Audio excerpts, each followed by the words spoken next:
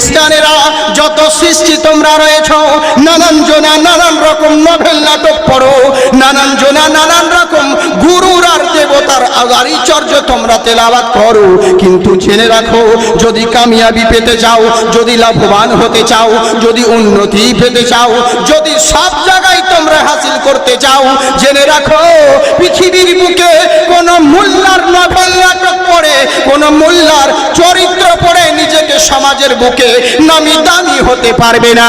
জেনে রাখো যতক্ষণ পর্যন্ত তোমার চরিত্রে নবী মুস্তাফার আদর্শ না নিক্ষেপ হবে, জগতের মানুষ তোমাকে কোনোদিন প্রণাম করবে না। কামিয়াবি পেতে চাইলে ব্যবসায় হোক, বাণিজ্যে হোক, ঘরে হোক, বাইরে হোক, সেই পধারিত পুষ্পাঞ্জলি হিমাংশু পঠোদয়া হরি চর্চু সর্বদম মোহাম্মদা। ওম শান্তি নমো নমঃ। হযরত স্টিজরুল মাইকিরাম তোলাবাইজাম সামনে বসা সকল শ্রোতা বিন্দুদের জানাই ভক্তিপূর্ণ সালাম। আসসালামু আলাইকুম ওয়া রাহমাতুল্লাহি ওয়া বারাকাতুহু। হামদ ও সানা সেই মহান রব্বুল ইজ্জতের জন্য, যে আল্লাহ দয়া করে মায়া করে নানান ব্যতিব্যস্ততার মধ্য থেকে বাছাই করি আমাদেরকে এখনো মাহফিলে আসার বসার শোনার তৌফিক দান করেছেন, তিনার নিকটে শুকরিয়া জানাই, বলি আলহামদুলিল্লাহ। তারপরে হাবিবুল হাবিব গুরুর গুরু জগৎ গুরু আকায়ে নামদার মাদানী তাজ্জাব, যিনি মক্কা মদিনার প্রস্ফুটিত ফুল, মা আমিনার নয়নের পুতুল, যিনি সারা বিশ্ব জগতের মূল জনাবে মুহাম্মদুর রাসূল সাল্লাল্লাহু তাআলা আলাইহি ওয়াসাল্লামের উপর কোটি কোটি দরুদ ও শান্তি ধারা বর্ষিত হোক। সকলে বলি আল্লাহুম্মা আমিন। আশা করি আপনারা সব ভালো রয়েছেন, ভালো আছেন তো? জি, যিনারা এখানে ওখানে দোকানে মাকানে যেখানে সেখানে আজারে বাজারে মাজারে ঘরে বাইরে রাস্তার ধারে মেলায় ঠেলায় ধুলায় রাস্তায় অযথা সময় নষ্ট করছেন, দয়া করে ডাইসের সামনে এসে বসে পড়ুন, ইনশাআল্লাহ অশেষ সবের অধিকারী হবেন। আমি অল্প সময় সংকীর্ণ, লোকে বলে হুজুর এত শর্টকাটে বক্তব্য রাখেন কেন, কিন্তু আমি যখন থেকে স্টেজে আসি তখন থেকে টাইম লক্ষ্য করি, এতক্ষণ আমার বক্তব্য দেওয়া 1.5 ঘন্টা হয়ে যেত। লস আপনারাই করেছেন। আপনারা আমাকে 3টে দিলে যে আমাকে 2 ঘন্টা 5টায় ছাড়তে হবে এটা কোনো জরুরি নয়, এই হচ্ছে ব্যাপার। তো যাই হোক, সময়ের দিকে লক্ষ্য রাখতে হবে। তো ইনশাআল্লাহ সব দিক বজায় দেখি আমি অল্প সময়ের মধ্যে কিছু মূল্যবান কথা বলার চেষ্টা করব, আল্লাহ পাক যদি বলান আর আপনাদেরকে শোনান। তবে কথাটা হচ্ছে, এখনো যারা মাহফিলের পরিবেশ হয়তো এদিক সেদিক করছেন, কোনো দিকে ধ্যান না দিয়ে পরিবেশটা ঠিক করুন। আর যারা বাইরে আছেন তাদেরকেও বলবো দয়া করে মাহফিলের সামনে এসে বসুন, সব পাবেন। এটা কোনো মোল্লার মাহফিল নয়, রাসূলুল্লাহর মাহফিল। জালসা অনেক শুনবেন, আপনাদের এদিকে তো জালসা মানে প্রচুর, অভাব নেই, সব বহুত বক্তা পাবেন, বহুত জালসা শুনতে পারবেন। এই মালকে ভাগ্যক্রমে পাওয়া যায় মাঝে মধ্যে, বুঝলেন? এরই জন্য বলছি বেশি সময় নষ্ট না করে তাড়াতাড়ি মাহফিলের দিকে আসুন, অগ্রসর হন। আসুন, কিছু বলার ও শোনার পূর্বে একবার মহব্বতের সহিত সবাই মিলে ঝুমে ঝুমে মুমিনের পরিচয় দিই, সবাই মিলে উচ্চ স্বরে পড়ি। যিনারা পিছনে রয়েছেন সামনে আগে বাড়ি, মাইক ব্যান তোমার মাইক আর একটু ঠিক করি। আসুন সবাই মিলে পড়ি, আল্লাহুম্মা মৌলানা মুহাম্মদ ওয়া আলা আলিহি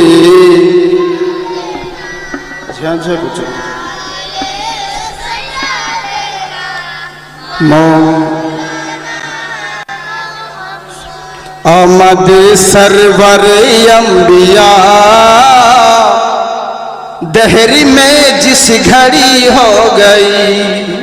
मोहब्बत के साथ बोलिए सुभान अल्लाह। आमद सरवर अंबिया दहरी में जिस घड़ी हो गई। आमद सरवर अंबिया दहरी में जिस घड़ी हो गई। आमद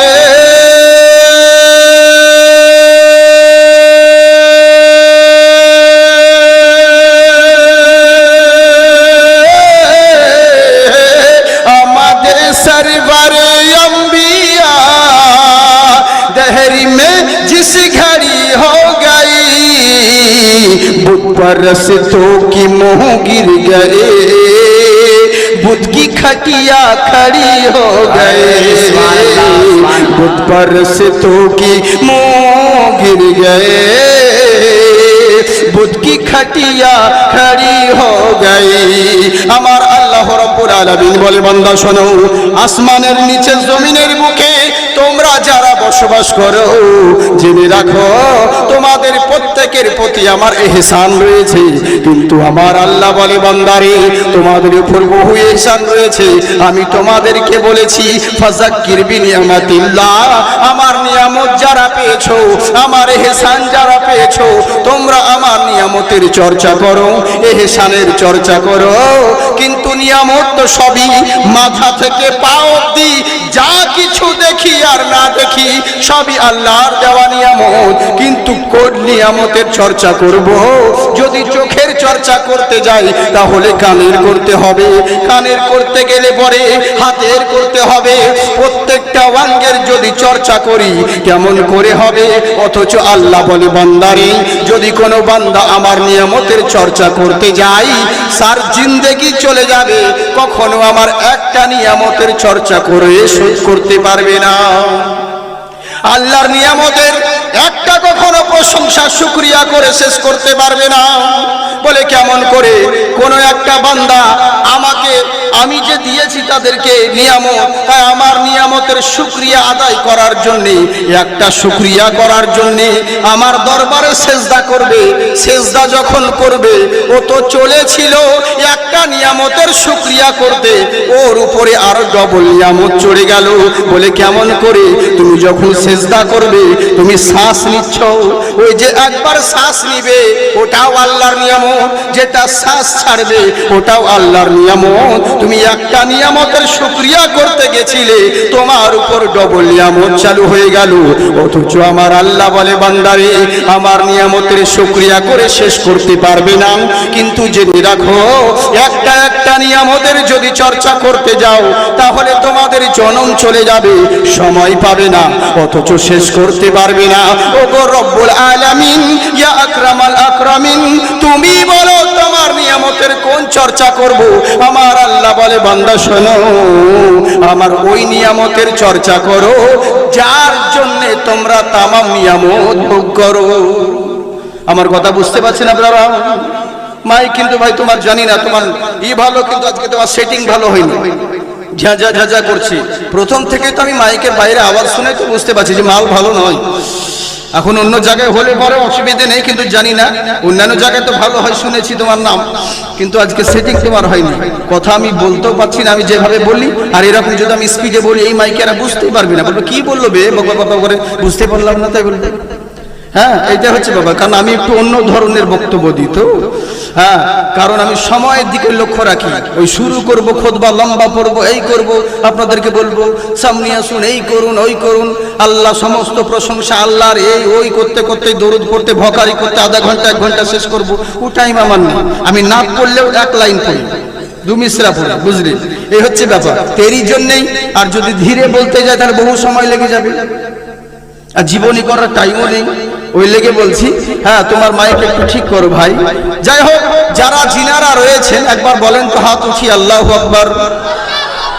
ওহো, এরই লেগে বলে कि मोमिन तो आके देख शखावत की गोद में, मोमिन तो आके देख शखावत की गोद में, ले लेंगे मुस्तफा तुझे रहमत की गोद में। हाँ, जोरे बोले सुभान अल्लाह जी। मोमिन तो आके देख शखावत की गोद में, ले लेंगे मुस्तफा तुझे रहमत की गोद में। घर दे के जो हिफाजत इस्लाम कर गए, घर दे के जो हिफाजत इस्लाम कर गए, हाँ इस्लाम कर गए, हाँ इस्लाम कर गए। सो रहे हैं चैन से जन्नत की गोद में, ओ सो रहे हैं चैन से जन्नत की गोद में, मोमिन तो आके देख शखावत की गोद में, मोमिन तो आके देख शखावत की गोद में, ले लेंगे मुस्तफा तुझे रहमत की गोद में। তাই আমার আল্লাহ রাব্বুল আলামিন বলে বান্দা শোনো, তুমি আমার ওই নিয়ামতের চর্চা করো। কোন নিয়ামত? আল্লাহ বলে বান্দারে, আসমান জমিনে আমি যা কিছু সৃষ্টি করেছি জেনে রাখো প্রত্যেকটা মূল্যবান, এর মধ্যে প্রতিটা জিনিসই হলো দামি। জেনে রাখো আমি তামাম জাহান সৃষ্টি করেছি, কিন্তু আমি আল্লাহ আমার হক ছিল বলার, কিন্তু কোনো জায়গায় বলিনি আমি আল্লাহ তোমাদের উপরে এহসান করেছি। আমার আল্লাহকে বলি, আল্লাহ তুমি আমাদের উপর এত নিয়ামত দিয়েছো, এত এহসান করেছো, তবু কেন বলবে না? একটা জমিতে যদি লঙ্কার গাছ লাগাই, তার পাশে যদি কুসরের গাছ লাগাই, তার পাশে যদি তেঁতুলের গাছ লাগাই, লঙ্কাটা হয় ঝাল, কুশিয়ারটা হয় মিষ্টি, তেঁতুলটা হয় টক। একই মাটি, একই পানি, একই আবহাওয়া, অথচ এর মধ্যে স্বাদ পরিবর্তন করছো তুমি আল্লাহ। তাহলে আমাদের উপর এত এহসান করেছো। আমার আল্লাহ বলে বান্দারে, আমি তোমাদের উপর এহসান করি নাই। আল্লাহ কবে এহসান করেছো? মহান আল্লাহ পাক বলেন, লাকাদ মান্নাল্লাহু আলাল মুমিনিনা ইয বাআসা ফীহিম রাসূলা, যেদিন তোমাদের নিকটে আমার পেয়ারা হাবিবকে প্রেরণ করেছি, সেই দিন তোমাদের উপর আমি আল্লাহ এহসান করেছি। জোরে বলেন সুবহানাল্লাহ। আমার মনে হয় বুঝতে পারছেন না। তাহলে চাঁদা কালেকশন করার মতো নয়, বলবো তারপরে বলবেন সুবহানাল্লাহ। অন্য সময় তো খুব কিছু আপনাদেরকে বলতে হয় না, তখন যা বাবা না বললে তখন নিজে থেকে চালিয়ে যান। হ্যাঁ, কিন্তু যখন আল্লাহ আল্লাহ রসুলের নামে উঠবে, ভালো কথা বলতে হবে, তখন মুখ দিয়ে সুবহানাল্লাহ বেরোয় না। হায় রে মুসলমান, কি আর বলবো, বুঝলেন? তবে যাকে ভালো করে বুঝবেন সোনামুখী, খুব আমি কথা বলবো, এখনো বক্তব্য স্টার্ট করি নাই, বুঝলেন তো? এ লেগে বলছি, আপনাদের দেখছি পরিবেশ, তারপর তখন দেখবো কোন অ্যাকসেপ্ট করা যায়। তবে যতটুকু সময় পাবো কিছু মূল্যবান কথা বলার চেষ্টা করব। কেন বলুন তো? কারণ মানুষ পয়সা খরচা করে রাত্রি জেগে বাইরে থেকে বক্তাকে আনে বহু আশা করি। আপনারা রাত্রি জেগে কষ্ট করে ঘুম কামাই করে জালসা শুনছেন, দিনে তো হয় না, এদিকে রাত্রেই প্রোগ্রাম হচ্ছে। যদি বক্তা কিছু দিতে নাই পারে আর আপনারা যদি কিছু নিতে নাই পারেন, তাহলে ওরকম রাত জেগে জালসা শোনার থেকে বাড়িতে বউয়ের কাছে ঘুমিয়ে থাকলে বেশি নাকি পাবে? হ্যাঁ, তো ফালতু কেন রাত জাগবেন? অতএব আপনাদের জাগানোটা, এইখানে সময় কাটানোটা যেন বৃথা না যায়, ইনশাল্লাহ সেদিকে লক্ষ্য রাখবো। হ্যাঁ, সেদিকেও লক্ষ্য রাখতে হবে, অসুবিধে নেই। আগে কথাগুলো শুনুন, একবার মহব্বতে জোরে বলেন সুবহানাল্লাহ। আল্লাহ কি বলেন বান্দারে, নবীকে তোমাদের উপর প্রেরণ করেছি, আমি তোমাদের উপর এহসান করেছি, তাই ওই নবী হলো আমার সব থেকে বড় নিয়ামত। তুমি একটা একটা করে নিয়ামতের যদি চর্চা করতে লাগো, কিয়ামত চলে আসবে, শেষ করতে পারবে না। তাহলে একটা কাজ করো, নানান রকম অসুখ রয়েছে, জ্বরের আলাদা, সর্দির আলাদা, কাশির হলে আলাদা ওষুধ, মাথা যন্ত্রণার আলাদা ওষুধ, পায়ে ব্যথার আলাদা ওষুধ, পেটে ব্যথার আলাদা ওষুধ। এক একটা রোগের জন্য এক একটা ট্যাবলেট ওষুধ যদি খাই, তাহলে তো ওষুধ খেতে খেতে সারাদিন পেরিয়ে যাবে।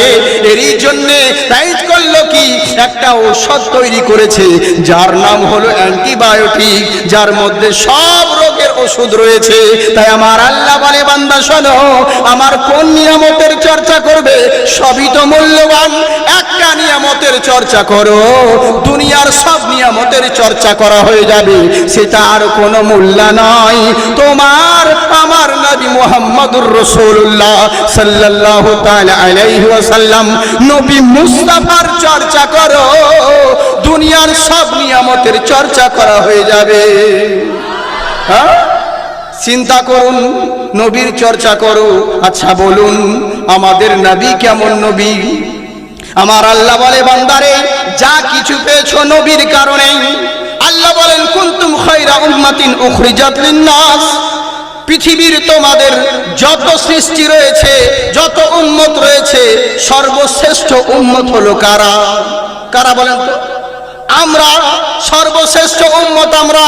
কিন্তু কেন আমরা সর্বশ্রেষ্ঠ উম্মত? আগে এটা শুনুন, আমরা কেন সর্বশ্রেষ্ঠ উম্মত?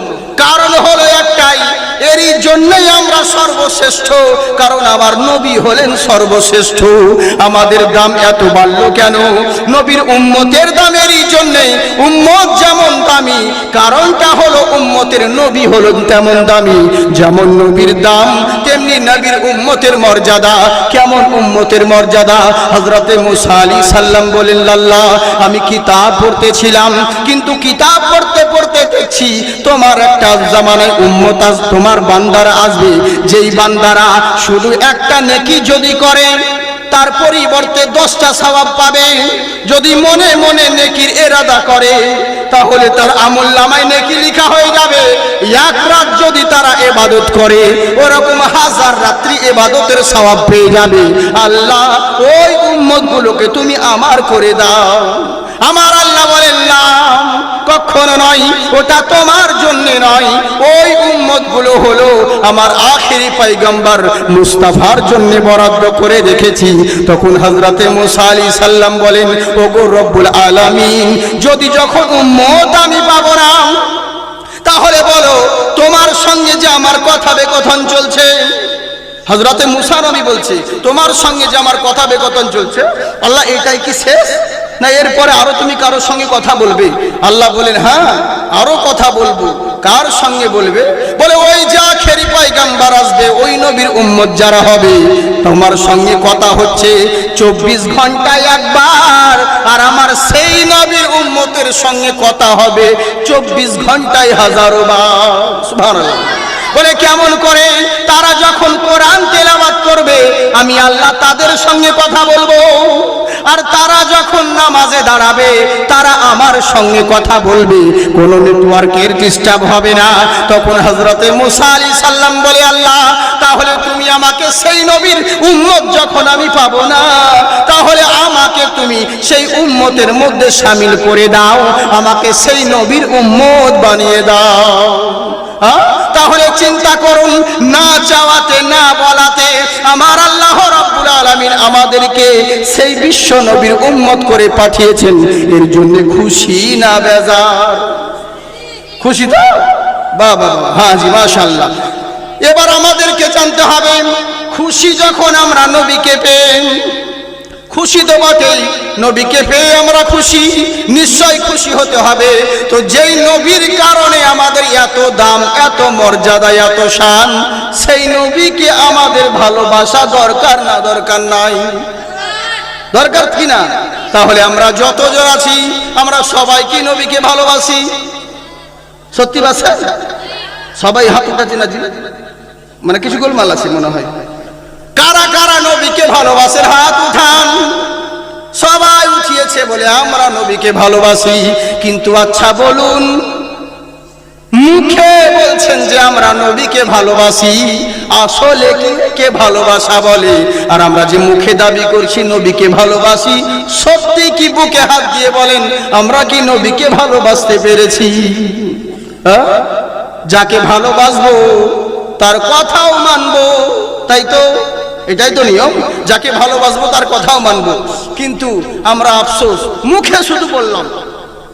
যত দুনিয়াতে যত ফেরকার মানুষ আছে সবাই বলে আমরা নবীকে ভালোবাসি, কিন্তু নবীর আখলাক, নবীর আদর্শ আমাদের মধ্যে কাউর এক বিন্দু পরিমাণ নাই। নাম আছে ভালো ভালো নাম, মোহাম্মদ সেলিম, মোহাম্মদ জাকির, মোহাম্মদ আনিস, মোহাম্মদ সাবির, কত নাম, নামের আগে মোহাম্মদ, কিন্তু ওর জীবনে দেখবেন নবী মুস্তাফার নামের এক বিন্দুও তার আদর্শ নেই। বুঝলেন? শুধু নাম কে বাঁচতে। আমি তো অনেক জায়গায় বলেছিলাম বা বলি, আমরা শুধু নামের মুসলমান। বুঝলেন তো? আমরা শুধু নাম কে বাঁচতে মুসলমান। চোখে দেখতে পাই না কিন্তু নাম ভালো, নজর আলী। ভালো কথা কোনোদিন মুখ দিয়ে বেরোই না, নাম কিন্তু আদর আলী।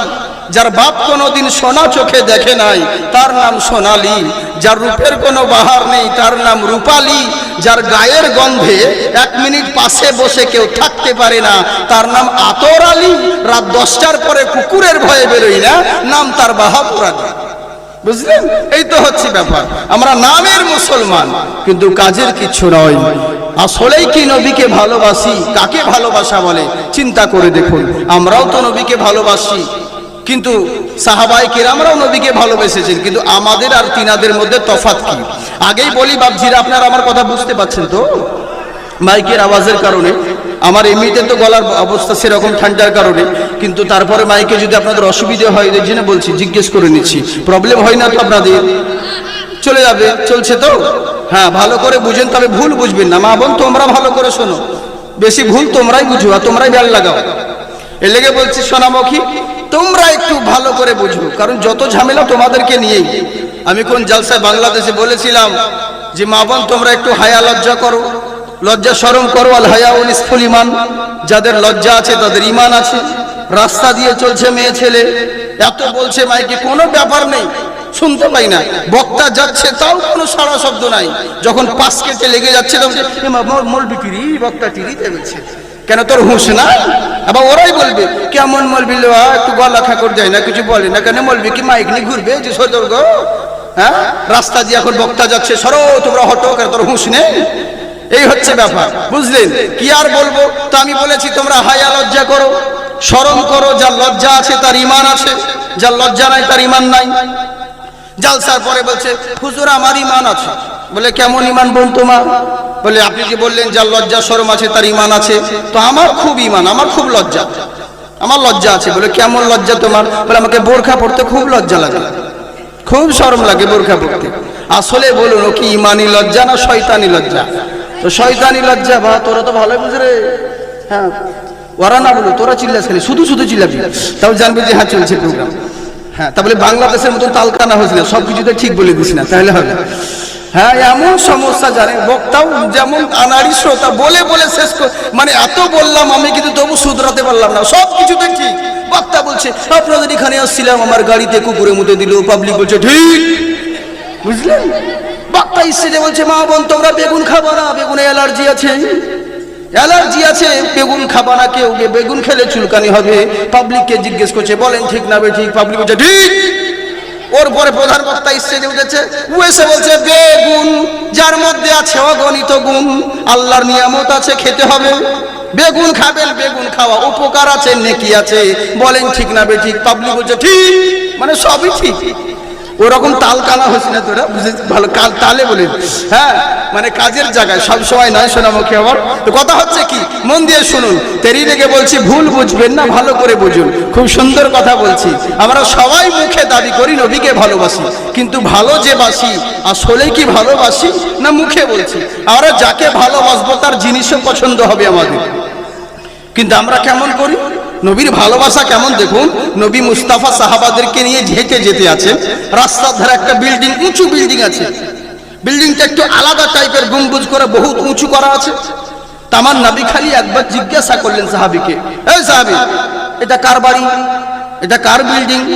তো যার বিল্ডিং সে কিন্তু ছিল না ওই সময়। বলে হুজুর অমুক সাহাবীর, ফালানা সাহাবীর ওটা বিল্ডিং। আমার নবী মুস্তাফা আর কিছু বললেন, চলে গেলেন। ওই সাহাবী পরে এলেন, আসার পরে ওকে একজন কানে কানে বলে, জানো এই পাশ দিয়ে নবী যাচ্ছিলেন আর নবী বলেছেন যে তো এই বিল্ডিংটা কার? তো নবীর মানে চেহারা দেখে মনে হলো তোমার এই বিল্ডিং দেখে নবী খুশি নয়। যেমন এই কথা বলেছেন, সাহাবী বিল্ডিংকে ভেঙে শেষ। পরের দিন নবী মুস্তাফা আমার এসে বলছে, কি ব্যাপার, এখানে যে বিল্ডিং ছিল বিল্ডিংটা কোথায়? বলে হুজুর সেই সাহাবী মনে করেছিল আপনার এই বিল্ডিংটা পছন্দ হয়নি, এরই লেগে সাহাবী করলেন তাকে শুধু আপনার মহব্বতের খাতিরে তার বিল্ডিং এর ইমারত ভেঙে দিয়েছে। সুবহানাল্লাহ। নবী বলেননি যে ভেঙে দাও বা ভেঙে ফেলে দাও, কিচ্ছু বলেননি, কিন্তু মনে ভেবেছে যে নবীর মনে হয় এটা খারাপ লাগলো, যার কারণে নবীর যখন পছন্দ নয় তো আমারও পছন্দ নয়। আর আমরা নিজের মতলবে যেই জিনিসটা নবী নিষেধ করেছেন, যদি একবার বলি নিজের যদি মতলবের হয় তো 14 বার 14 মাওলানাকে জিজ্ঞেস করবে সত্যি কি এটা হাদিসে আছে, এটাকে করা যাবে? এই তো হচ্ছে আমাদের। কিন্তু কেমন ভালোবাসা চিন্তা করুন। আরে কোন নবী, যেই নবীর জন্য তাম পৃথিবীর গায়ের মুসলিম পর্যন্ত সবাই বলতে বাধ্য। বড় আফসোস লাগে, আমরা আমাদের নবী হলো দামি, আমাদের কোরআন হলো দামি, আমাদের ধর্ম হলো সর্বশ্রেষ্ঠ ধর্ম, অথচ সব থেকে পদদলিত, লাঞ্ছিত, অপমানিত হচ্ছে আমরাই। কারণটা কি? সব জায়গায় লাঞ্ছিত পদদলিত কারা? এই মুসলমানরা। কিন্তু এই মুসলমানের এই অবস্থা হলো কেন? এই দুরবস্থা কেন? এত জালসা, এত মিলাদ, এত মাহফিল, প্রত্যেকটা গ্রামে গ্রামে, পাড়ায় পাড়ায়, মহল্লায় মহল্লায় জালসা হচ্ছে, অথচ মানুষের উন্নতি নেই, অবনতির দিকে যাচ্ছে। যতক্ষণ জালসা হয়ে যাচ্ছে, জালসার শেষে ওখানে লুঙ্গি তুলে বাস ঝেড়ে হাও, কাজ কিছু হয় না। কেন বলো? কারণ শ্রোতারাও সেমনি দেখতে আসে, বক্তা কি বলছে রে। অনেকজনকে দেখেছি আমাকে বলে, হুজুর সেই দিনই নেপাল বর্ডারে জালসা হচ্ছে, আমাকে এক পাবলিক এসে বলছে, হুজুর বলে क्या हुआ? बोले आप तो बहुत ब्यूटीफुल है। बोले क्यों? बोले आप जितने देर तकरीर कर रहे थे, हम साइड से आपको उसी वजह से उस तक मैं देख रहा था, हर पल देख रहा था आप क्या बोल रहे, आँख हिला रहा है, ज़बान हिला रहा है, सब देख रहा हूँ। मैंने पूछा क्या बोल रहा था मैं, बोलिए। बोले वो सब याद नहीं, सिर्फ मैं आपको देख रहा था। बोले क्यों? बोले किसी ने तो कहा था जालिम के चेहरे को देखना ही तो इबादत है। বুঝলেন? মানে কি বলেছি ওগুলো মনে নাই, কিন্তু ফতোয়া দিয়ে দিলে আমাকে, আলিমের চেহারা দেখলেও তো মানে নেকি পাওয়া যায়। বাহ, মানে আসল জিনিসের দিকে ধাক দিল না। ওই যে মৌলবীতে জালসাই বলেছে, আমার বহুত পুরাতন কথা, যে পাগড়ি পরে নামাজ পড়লে 70 গুণ নেকি পাবে বেশি। রাত সারা রাত জালসা হয়েছে, ফজরের টাইম ঘুম মানে শুনতে পায় না আজান, এবার দৌড়িয়ে মসজিদ গিয়েছে, মসজিদ গিয়ে দেখছে জামাত আরম্ভ, মাথায় হাত দিয়ে চিন্তা করছে, আমি তো পাগড়ি আনি নাই, তো কি করব? যদি জামাত ধরতে যাই তাহলে পাগড়ি পরে যে জামাতের থেকে 70 গুণ সওয়াব বেশি, ওটা পাবো না, আর সওয়াব নিতে গেলে জামাত পাবো না। এই চিন্তা করতে করতে জামাত শেষ, যে যার নামাজ পড়ে বাড়ি চলে গেছে। ই দেখছে কেউ কোথাও নেই, তাড়াতাড়ি মসজিদের ভিতরে ঢুকে পরনের লুঙ্গি খুলে মাথায় চলে গেছে। আর এদিকে ইমাম সাহেব দেখে নিয়েছে, ইমাম বলছে, এই কোন বেসাইজা নামাজি, তো কোনো সাইজ নাই নামাজের, একে তো লোকমা দিতেই হবে। ইমাম সাহেব থাকতে না পেরে ওর পাছায় একবার, ভাই তার লুঙ্গি কোথায়? বলে দেখছেন না মাথায়। বলে তোর লুঙ্গি মাথায় কেন গেল? বলে জালসাতে আপনি যে বললেন পাগড়ি পরে নামাজ পড়লে 70 গুণ নেকি বেশি। বলে আবে গাধা, তোর পাগড়ি পরা সুন্নাত, নিচে ঢাকা যে ফরজ, ওদিকে খেয়াল নেই, তো আসল জিনিসগুলো দেখছে না। বুঝলেন তো? এই তো হচ্ছে আমরা মুসলমান, যেগুলো প্রয়োজন আমরা সেগুলোকে দেখছি না, জালসা শুনেই যাচ্ছি, কিন্তু কি বললো ওদিকে ধ্যান নাই। কেউ দেখছে বক্তার ড্রেস কেমন, কেউ দেখছে বক্তা কি বলে, কেউ বলছে ওয়াজ তো ইন্টারনেটে শুনছি, শুধু আপনাকে দেখতে এসেছিলাম। অনেকে অনেক রকম বলে, বিভিন্ন জনে। হ্যাঁ, এই ঘরে ঘরে একজন আমাকে বলছে, ইউটিউবে দেখে তো আপনাকে মনে হচ্ছিল অনেক বয়স্ক গো, কিন্তু আপনি তো ভালো হেভি ইয়াং না। হ্যাঁ, ইউটিউবে তো বুড়ো বুড়ো লাগে দূর থেকে। আচ্ছা হ্যাঁ, দূর থেকে ওরকমই মনে হয়। হ্যাঁ, অনেক রকম, এক একজনে এক রকম কথা বলে। তো এই হচ্ছে ব্যাপার, কিন্তু ওয়াজ কি করি ওদিকে কারো ধ্যান নেই। এরই লেগে তো সমাজের এই অবস্থা। আর বক্তারাও আসল জিনিসকে হটে যায়, আসল জিনিস কেউ বলে না, বিভিন্ন একটা ইতিহাস ধরে নিল, বাস জীবনী ও কাহিনী শুরু করে দিলেন। কিন্তু এতেও হেদায়েত হয়, কিন্তু আমরা করছি কি, শুধু বলেই যাচ্ছি বলার মতন, যেগুলো আসল কাজ সেগুলো ফাঁক মেরে দিচ্ছি। বুঝলেন তো? বক্তারাও ফাঁকিবাজি হয়ে গেছে, তো জানে তো যেই কথা বললে চলবে না, ওই জন্য আর ওই জায়গায় গ্যাপ করে দিল, নিয়ে তখন অন্যদিকে চলে যাচ্ছে ওয়াজ করতে। বেশ জালসাতে ওয়াজ করছে, সুদ খাওয়া হারাম, 1 টাকা সুদ খেলে পরে তার এত গুনাহ অত গুনাহ, হাজার রকম গুনাহ। যখন কানে কানে বলছে, হুজুর আপনার সেক্রেটারি সুদ খায়, সেদিন থেকে সুদের ওয়াজ করা বন্ধ করে দিয়েছে, আর সুদ করে না। পাবলিক জিজ্ঞেস করছে, হুজুর একটু সুদের ব্যাপারে বলেন তো। ও বাদ দাও তো, পরে জিজ্ঞেস করবে, জিজ্ঞেস করবে, সব কথা সবসময় বলা যায় না। তার মানে বুঝেছেন তো, মুখে বলছে কিন্তু ভয় অন্যজনকে করছে। এই তো হচ্ছে আমাদের সমাজের অবস্থা। আসল কথা কেউ বলে না, হক কথা কেউ বলে না। কিন্তু আমি বলবো আপনাদেরকে, ইনশাআল্লাহ তাতে আপনারা রাখুন না, যা ইচ্ছে তাই করুন। মুখে বলি আমরা নবীকে ভালোবাসি, ওরে কোন নবী?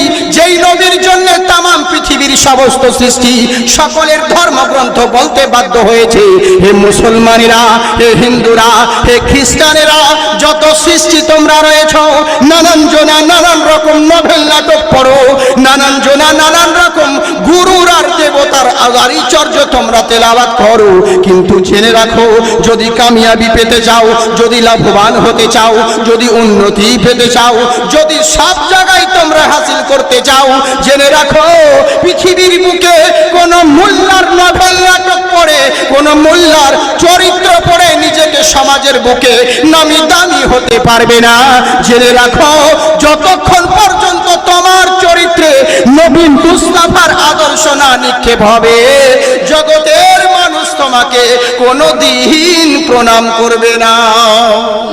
হ্যাঁ? কামিয়াবি পেতে চাইলে ব্যবসায় হোক, বাণিজ্যে হোক, ঘরে হোক, বাইরে হোক, সংসারে হোক, প্রত্যেকটা কাজে নবী মুস্তাফাকে আইডিয়াল মনে করো। এরই জন্যে বলে ওঙ্কার করুলামা পধারিত পূর্বেষ্টমী, ওম নমস্তস্যৈ নমস্তস্যৈ পধারিত পুষ্পঞ্জলি, হিমাংশু পঠোদয়া হেরি চর্চ, ওম শান্তি নমো নমঃ। পৃথিবীর বুকে হে দুনিয়াবাসীরা, হে জগৎবাসীরা, যারা তোমরা নানান জনা নানান রকম মত বেছে নিয়েছো, নানান জনা নানান রকম পথ বেছে নিয়েছো, কেমন করে উন্নতির জন্য একজনের দুয়ারে যাও, যদি তা ভগবানের জন্য আর একজনের দুয়ারে যাও, বিপদে পড়লে পরে আর একজনের দরবারে যাও, শক্তির প্রয়োজন হলে আর একজনের দুয়ারে যাও। জেনে রাখো নানান জনা নানান কাজের জন্য নানান রকম দরবার খুঁজে নিয়েছো, কিন্তু জেনে রাখো যাদের তোমরা সৃষ্টিকর্তা বলে মনে করো, যাদেরকে তুমি ঈশ্বর বলে মনে করো, পৃথিবীর স্রষ্টা বলে মনে করো, এটা তোমাদের ভুল ধারণা। কারণ পৃথিবীর সৃষ্টিকর্তা হাজারটা হতে পারে না, পৃথিবীর সৃষ্টিকর্তা কেবলমাত্র একজন। বলে তাহলে এতদিন ধরে যাদেরকে মেনে চলে এলাম আমরা কি ভুল করলাম? বললে শোনো, যাদেরকে তোমরা মানছো এরা